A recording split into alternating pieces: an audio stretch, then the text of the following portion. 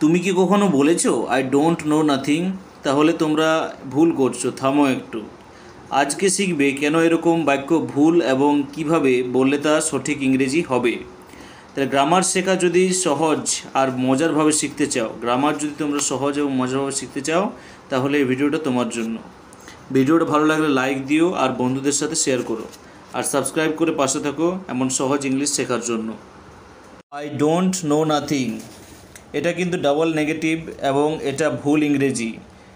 যখন এক বাক্যে দুইটি নেতিবাচক শব্দ বা নেগেটিভ শব্দ ব্যবহার করা হয় তখন সেই বাক্যটিকে বলা হয় ডাবল নেগেটিভ বলা হয়। যেমন I don't have no money, তাহলে এই বাক্যটিতে ডোন্ট একটা নেগেটিভ শব্দ এবং নো একটা নেগেটিভ শব্দ, তাই এখানে দুইটি নেগেটিভ শব্দ ব্যবহার করা হয়েছে, তাই এটাকে বলা হয় ডাবল নেগেটিভ সেন্টেন্স।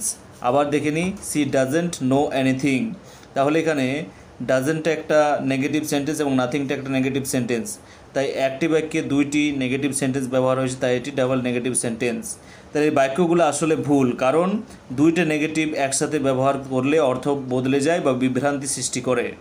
তাহলে I don't have any money এটা হলো সঠিক। তাহলে আমি দেখো এখানটাতে একটাই নেগেটিভ ব্যবহার করেছি, ডোন্টে ব্যবহার করেছি, কিন্তু আর কোথাও নেগেটিভ ব্যবহার করিনি, অ্যানি ব্যবহার করেছি, তাহলে এটা তো নেগেটিভ শব্দ নয়। তারপর একটা দেখো, সি ডাজেন্ট নো এনিথিং, তাহলে আমি কিন্তু এখানেও ডবল নেগেটিভ ইউজ করিনি, শুধুমাত্র একটাই নেগেটিভ ইউজ করেছি ডাজেন্টটা। তাহলে এরকমভাবে তোমরা ঠিক করতে পারবে। তাহলে কখনও তোমরা একটি বাক্যে কিন্তু দুইবার কিন্তু নেগেটিভ শব্দ ব্যবহার করবে না, একবারই ব্যবহার করবে। যেমন I don't have any money একটা হয়ে গেল, সি ডাজেন্ট নো এনিথিং, এরকমভাবে তোমরা তৈরি করতে পারবে। একটি বাক্যে একটি মাত্র নেগেটিভ শব্দ ব্যবহার করো, তাহলেই হবে কারেক্ট ইংলিশ। ডাবল নেগেটিভ ব্যবহার করো না, সঠিক ইংরেজি শিখো, আত্মবিশ্বাসের সঙ্গে বলো। Thank you.